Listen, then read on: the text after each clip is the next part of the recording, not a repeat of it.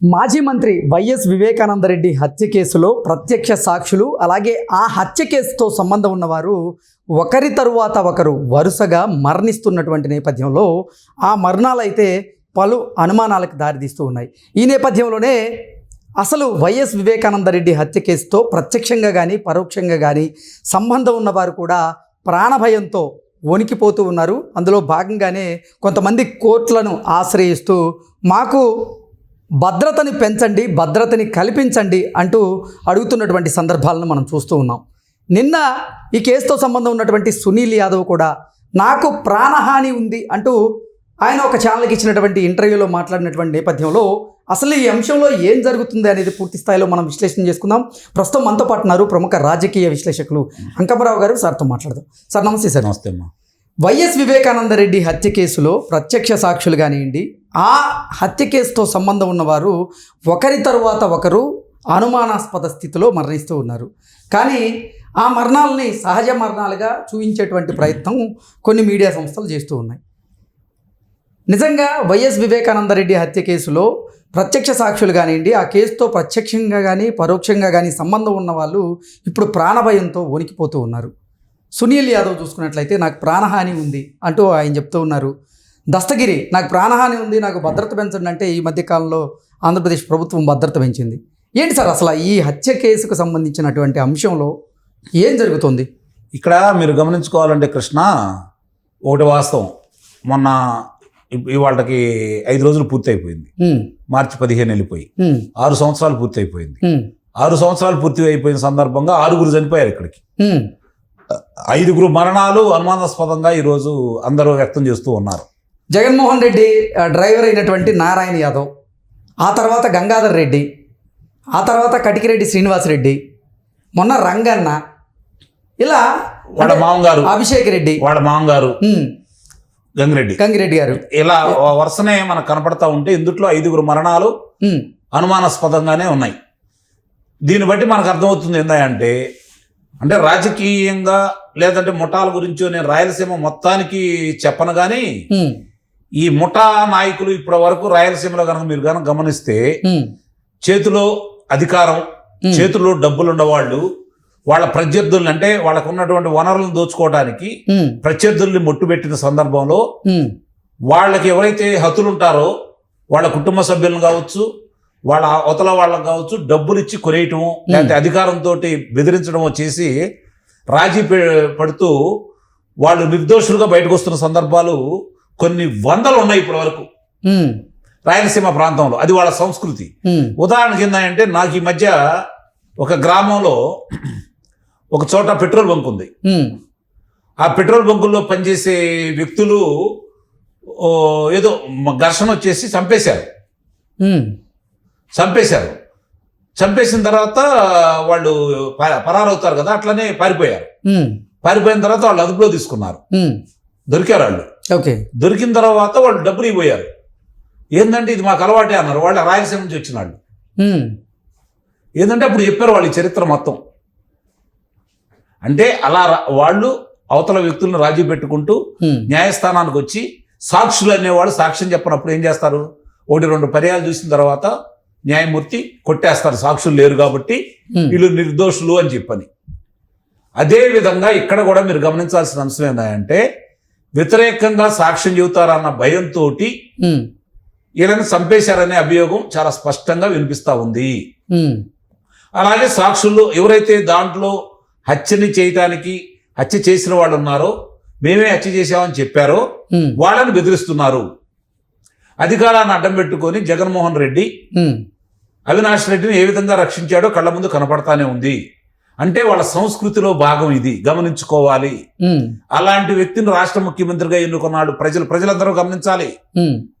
ఈరోజు వాళ్ళ సంస్కృతి ఏంటి, వాళ్ళ వ్యవహార శైలి ఎలా ఉంటుంది, ఎదుటి వాళ్ళని ఏ విధంగా చంపడానికి, చంపిన తర్వాత దాన్ని మాఫీ చేసుకోవడానికి ఏ విధంగా ప్రవర్తిస్తారో మీరు ఒకసారి గమనించండి. జరుగుతున్న పరిణామాలన్నీ కూడా రేపు పొద్దున్న న్యాయస్థానానికి కూడా కావాల్సిన సాక్ష్యాధారాలే కదా. సాక్ష్యాధారాలు లేనప్పుడు, సాక్షులు ముందుకు రానప్పుడు, గతంలో చాలా జరిగిన ఉదంతాలు ఇక్కడ కూడా జరగబోతున్నాయి. ఇది కూడా గమనించుకోండి. అందుకనే దాంట్లో ప్రమేయం ఉన్నటువంటి దస్తగిరిని కావచ్చు, ఉమ్, సునీల్ యాదవ్ అని కావచ్చు. ఉమ్, ఇప్పుడు దస్తగిరి భార్య మీద మొన్న ఇద్దరు మహిళలు వెళ్ళి ఆమె మీద దాడి చేశారు కదా, ఉమ్, బెదిరించారు కదా, త్వరలోనే సంవత్సరం తిరగతలిగి నీ భర్తను చంపేస్తామని హెచ్చరిక చేశారు కదా. ఉమ్, మరి ఇతను కారాగారంలో ఉన్నప్పుడు ఇతని దగ్గరకు పోయి కూడా హెచ్చరిక చేశారు కదా. ఉమ్, అతను నిన్న మనోవేదన, అతను చదువుకున్న వ్యక్తిలా కనబడుతున్నాడు. ఉమ్, అంటే ఏం చదివాడో నాకైతే తెలియదు కానీ చదువుకున్న వ్యక్తిలా కనబడుతున్నాడు. ఉమ్, ఎంత చక్కగా వెంకటకృష్ణ గారు అడుగుతా ఉంటే, ఉమ్, చేప గనక నీటిలో ఉంటే పట్టుకోకపోతే దొరకనట్టుగా, అతను దొరకనట్టుగా ఉమ్, విషయాలు చెబుతూనే, ఉమ్, అనుమానాలు వ్యక్తం చేస్తూనే అతను ఎంత వివరణ ఇచ్చాడంటే ఉమ్. నిజంగానే చాలా ఆశ్చర్యంగా ఉంది. ఏంటి నిజంగా సునీల్ యాదవ్కు ప్రాణహాని ఉందా? ఉంటుంది, సహజమే కదా అది. ఇప్పుడు జరిగిపోయిన వాళ్ళందరం చూసుకుంటా ఉంటే ఉమ్, నిస్సందేహంగా ఉంటుంది. వాళ్ళ దాకా వచ్చిన తర్వాత వాళ్ళు ఏదైనా చేయగలరు, ఉమ్, అందుట్లో అనుమానం ఏముంది. రేపు వీళ్ళందరూ కూడా సాక్షులు. ఇప్పుడు ఆయన అన్నాడు, దస్తగిరి ఏమన్నాడు, దస్తగిరి మాకు డబ్బులు ఇచ్చారండి, ఉమ్, డబ్బులు ఇచ్చారు కాబట్టి మేము చంపేశాం, ఉమ్, కాబట్టి ఆ రోజు మేము ఏదో తొందరపాటు చర్యలు తీసుకున్నాం, ఉమ్, దానికి కారకులు వీరని చెప్పి అతను చెబుతున్నాడు కదా, ఉమ్, చంపిన వ్యక్తి చెబుతున్నాడు కదా. ఉమ్, మరి ఈ రోజు ఇతను సునీల్ యాదవ్ ఏమంటున్నాడు, వాళ్ళ పత్రికల్లోనూ వాళ్ళ దాంట్లోనూ ఉమ్, అనవసర కథనాలు రాస్తున్నారు, ఉమ్, మా తల్లిగారి వ్యక్తిత్వాన్ని ఎందుకు పొందుపరచాలి దీంట్లో, ఇది ఎంత తప్పు. ఉమ్, చాలా చక్కగా విశ్లేషించాడు ఆ కుర్రాడు. ఉమ్, నేను అది ఆశాంతం చూశాను. ఉమ్.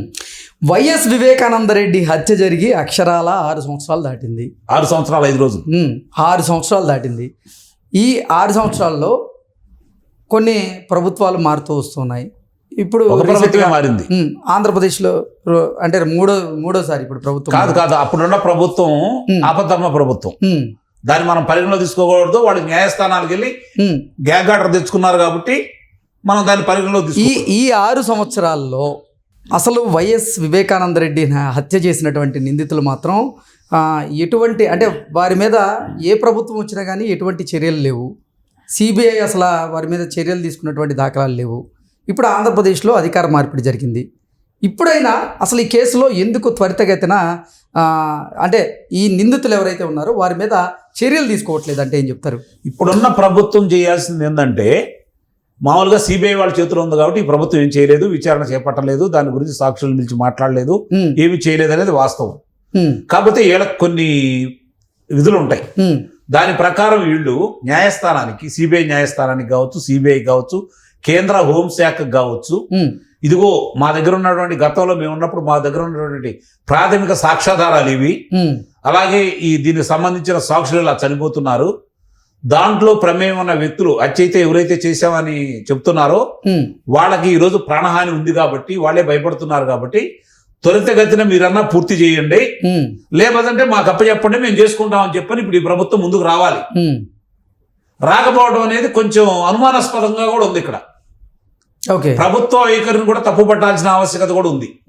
ఎందుకంటే నారా చంద్రబాబు నాయుడు గారు, నారా లోకేష్ గారు, అలాగే ఇప్పుడున్నటువంటి శాసనసభ్యులు ఆదినారాయణ రెడ్డి గారు, మాజీ శాసనమండలి సభ్యుడు బిటిక్ రవి గారు, ఇలా నలుగురు మీద ఆ రోజు వాళ్ళు పుంకాలుగా రాశారు. నారాసుర రక్త చరిత్ర అని చెప్పని నారా చంద్రబాబు నాయుడు గారి చేతిలో కత్తి పెట్టి దాంట్లో రక్త మరకలు, రక్తం కారుతున్నట్టుగా కిందకు చూపిస్తూ చిత్రాలను కూడా చిత్రీకరించి వాళ్ళ పత్రికల్లోనూ వాళ్ళ ప్రసార మాధ్యమంలోనూ పుంకాలుగా రాశారు. ఇప్పటికీ రాస్తూనే ఉన్నారు. అయినా ఈ ప్రభుత్వం ఏమీ చర్యలు తీసుకోవట్లేదు. ఎందుకని? జగన్మోహన్ రెడ్డిని చూసి చంద్రబాబు నాయుడు గారు భయపడుతున్నారా? జగన్మోహన్ రెడ్డిని చూసి లోకేష్ బాబు భయపడుతున్నాడా? ఇప్పటికీ అర్థం కాని పరిస్థితి. ఇదే అనుకుంటున్నారు ప్రజలు. నిజం కృష్ణ, వీళ్ళు ఏమైనా భయపడుతున్నారని చెప్పి ప్రశ్నిస్తున్నారు ఈరోజు ప్రజలు. సాక్ష్యాధారాలు ఉన్నాయి, కళ్ళ ముందు కనపడుతుంది. ఇది మళ్ళీ చెబుతున్నాను, నేను గుర్తుపెట్టుకోండి, గతంలో కూడా చెప్పాను. ఓ రైటర్ గారికి, ఓ హెడ్ కానిస్టేబుల్ కి 10 మంది కానిస్టేబుల్కి అప్పచెబితే 10 రోజుల్లో తీసుకొచ్చి వీళ్ళందరూ కూర్చోబెడతారు. 10 రోజుల్లో ఎక్కువగా ఒక్క రోజు కూడా అదనంగా కూర్చోరు. 10 రోజుల్లో తీసుకొచ్చేసి దోషులు మొత్తాన్ని, ఎందుకంటే దోషులు వాళ్లే కాబట్టి చంపాము మేము చెబుతున్నారు కదా, చంపిన వ్యక్తి చెబుతున్నాడు కదా. అంటే ఇప్పుడు కీలక సాక్షులు ఎవరైతే చనిపోయి ఉన్నారో ఆ చనిపోయిన నేపథ్యంలో వారు అసలు ఎలా చనిపోయారో తెలుసుకునేందుకు ఇప్పుడు ఆంధ్రప్రదేశ్ ప్రభుత్వం అయితే ఒక సిట్ని ఏర్పాటు చేసింది కదా. ఆంధ్రప్రదేశ్ ప్రభుత్వం ఏర్పాటు చేసినటువంటి సిట్ అయినా ఈ సిట్టు బట్టు ఎవరికి కావాలయ్యా? అసలు ఇవన్నీ ఎందుకు కావాలా? ఆ రోజు మీరు ఉన్నప్పుడు మీకు విజిలెన్స్ ఉంది కదా, మీ విజిలెన్స్ ద్వారా మీకు వచ్చిన రిపోర్ట్లు ఉన్నాయి కదా, ఏబి వెంకటేశ్వర గారు కొన్ని విషయాలు చెబుతున్నారు కదా, దాన్ని తీసుకొని అసలు గుండెపోటు అని చెప్పిన వివేకానంద రెడ్డి గారి గుండెపోటు అని చెప్పినటువంటి విజయసాయి రెడ్డిని పిలవండి. ఫోన్ ఇస్తే నువ్వు గుండెపోటు అని ఎలా చెప్పావు, రక్త మరకలు ఎందుకు దుడిచావు అని చెప్పి అవినాష్ రెడ్డిని తీసుకొచ్చి వాడిని కూర్చోబెట్టండి. బయటకు వస్తాయి కదా చాలా విషయాలు. ఈరోజు అతను చెబుతున్నాడు కదా దస్తగిరి, దాన్ని ప్రాథమికంగా దాన్ని ఆచరణలో పెట్టండి. అతను చెప్పిన వాళ్ళందరూ పిలిపించండి, తెలిపోతుంది కదా. సునీల్ యాదవ్ అసలు నిందితులు ఎవరు, అసలు హంతకులు ఎవరు అనేది బయట పెట్టాడా? అతను అన్ని న్యాయస్థానంలో ఉంది కాబట్టి నేను చెప్పకూడదండి అని చెప్పని అతను చాలా తెలివిగా సమాధానం అయితే చెప్పాడు. ఓకే, నిస్సందేహంగా చెబుతున్నాను నేను. ఇది కనుక పరిష్కారం చేయాలని చిత్తశుద్ధి కనుక ఇప్పటి కూటమి ప్రభుత్వం కొన్నా కూడా వెంటనే పరిష్కారం అయింది. Okay okay sir, thank you so much. Thank you.